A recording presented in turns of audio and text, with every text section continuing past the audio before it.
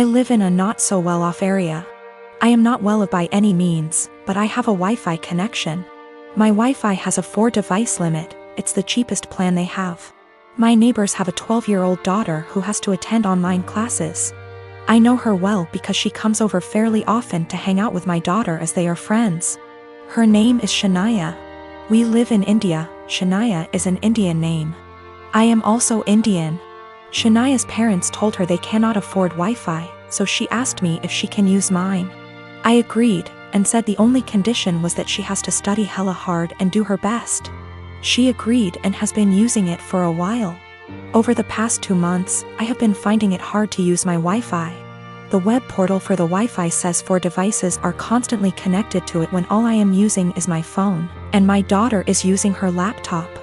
Sometimes, my daughter can't connect to her own classes and uses data. I asked Shania about it last week, and she said her parents forced her to tell them the password and that they have been using it. I went and spoke to her parents about it, and said that it is only for her to be able to attend classes. They said they will stop using it. But over the week, 4 times my daughter's classes got interrupted because there were multiple devices trying to use it. Yesterday, Shania told me that our other neighbors also have the password and are also using it, that her parents gave it to them. I went and warned her parents again, said I will change the password, but they made false promises again and shut their door. I changed the password and gave Shania the new one, but her parents forced it out of her again. My daughter's education needs to take priority. Her classes are important. I can't let her education take a back seat, but if I change it again and not give Shania the password, her education will get affected. One of my best friends, Carla, is getting married soon. It's only meant to be a small backyard type of wedding, but they've been planning it for a few months now, and originally, it was supposed to be on my property. They wanted it because it's private, has lots of open space for the reception, a nice view, and the house could be used for them to get ready and stuff. Of course I said yes. She and her fiancé, Rick, were very happy. Thing is, Carla and I do have a history. We went out on and off in college but decided to stay friends. Then I met my wife, we got married, Carla met Rick, and now here they are. Now my wife knows I went out with Carla back in college and she didn't care. Carla still went to our wedding and everything. I never knew if Rick was told or not. It's not my relationship, therefore not my business to say anything, so I never did. Rick found out recently, and not in the best way. Not sure how, but from what I heard from friends is that one mutual friend told him, no idea why, we used to date. Not only that, but apparently Carla said a couple years ago she was still in love with me when she was already dating Rick. Don't have actual confirmation if that's exactly what he was told. All Carla's told me is that Rick was told about our past and he's angry at her for never saying anything. It became quite a drama and didn't hear from her for over a month until now. She told me they're going to couples counseling and that the wedding is still on. But Rick requested that I not attend. It sucks, but I totally get why he wouldn't be comfortable. Then I asked the obvious question, where are they going to hold the wedding then? To my surprise, she said they still want it at our place. Rick said so too, and in my mind I'm going, he doesn't want the guy who dated his fiancée years ago at the wedding, but still wants the wedding at his house. My wife and I are expected to just not be at our home that weekend, and I told Carla no. They're going to have to find someplace else since we're not going to simply leave our home to them for the weekend. Not only for safety reasons, but it just doesn't make sense. Rick doesn't want me around because he's not comfortable, but is comfortable enough to have their wedding at my house. They really want their wedding here though, and because of that I've been bugged by not only her but also Rick, and some friends who think I'm being a petty asshole for not letting them have the wedding here anymore. Honestly, don't think that I am. It just doesn't make sense at all to have to leave our own place for a wedding we're no longer welcome to, and leaving our home totally vulnerable. Still, being accused of sabotaging their wedding, and Rick believes it's the least I can do after everything. For some weird reason my mother-in-law really wants to go into our bedroom whenever she comes over. On one occasion I followed her as she went upstairs. I was going to get something for my child as the bedrooms are upstairs. And she walked past the bathroom on the main floor and up the stairs behind it. She didn't hear me, and I caught her walking straight into my room and rifling through bills on my dresser. She denied snooping, even though I'd just watched her do it. and said she was just going to use our bathroom because she couldn't find the other ones. She walked right past the one on the main floor and another one in the upstairs hallway to go into our bedroom. Since that happened, I installed an exterior doorknob that requires a key on our bedroom door and one on the door to our office / spare bedroom. However, she's still always forgetting where the bathroom is and trying the bedroom and office door. This really ticks me off. My husband says that I just get annoyed at this because everything she does drives me crazy, and since we've put locks on the rooms we don't want her in, there isn't really a problem anymore.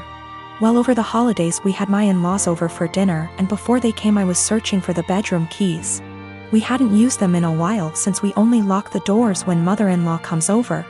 My husband told me we didn't need to lock the doors since she wouldn't try to get into the rooms, and I insisted that she would because she loves to snoop. We went back and forth and decided to cover the doorknobs in superfine glitter to see if she tried them. I did this once before when husband didn't believe me about the snooping to prove she'd been in the rooms. Last time she ignored the glitter and we didn't say anything about it, but then my husband couldn't deny that she'd tried to snoop. So this time I covered the knobs in glitter and for the office went a touch further and rigged a little folder of glitter over the door to the office before the in-laws came over. I left it one side unlocked, French doors, and it was set so if you walked in the room you would get covered in glitter. Husband goes out of his way to show his mom the main floor bathroom when they got here and specifically asks his parents and sister not to go upstairs. There's a baby gate so the kids can't get upstairs either. Well, guess who had to go to the bathroom and got covered in glitter and had it all over their hands and hair? She completely lost it and started screaming at me, so I yelled back and now my husband is saying I went too far. Apparently her car is ruined now too because it's covered in glitter that she can't get cleaned up. I will be ordering some cellulose glitter that is biodegradable and safer for future projects. And if she comes over again I will set up a camera. Or at least print out some fun fake documents so if she snoops again she can at least find something interesting. My girlfriend and I have been dating the past 5 years, since college. After graduation, we were semi-long distance, living close enough that we alternately visited almost every weekend. In 2018, and got a job in my city, and we found a place and moved in together. Now's a good time to mention the security cameras in our house. Break-ins are unfortunately common where we live. We thus got some motion-activated cameras, one of which has a view of our kitchen, to monitor the back door. The cameras only record when there's motion so they can retain footage for a very long time. And of course knows this about a year ago, and started complaining I wasn't contributing equally to chores. I've been obsessive about chores my whole life. Growing up, not doing the dishes meant no video games for a week. When I lived with roommates, I was always the chore Nazi, making damn sure we all stuck to our chore wheel. And is just as fastidious about chores, so we just naturally alternated who did what. I'd just been brushing her remarks off, but over the last few months they've become much more aggressive. E.g. I was vacuuming and said, "Look at you finally cleaning up around here." I replied that we alternated vacuuming, to which she retorted, "No, you've vacuumed maybe twice since I moved in." Exchanges like this have been happening so frequently that I began to doubt my own recollection. Am I not as clean as I thought? Finally, she exploded at me last week.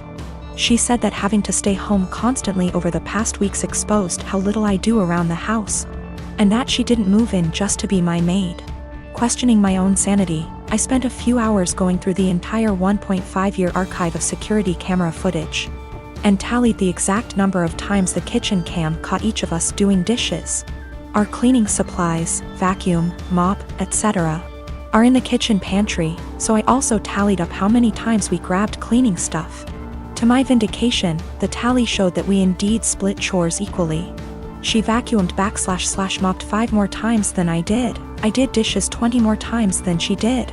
Given that we vacuum / mop at least once a week and do dishes at least every day, these are insignificant differences over the year and a half we've lived together.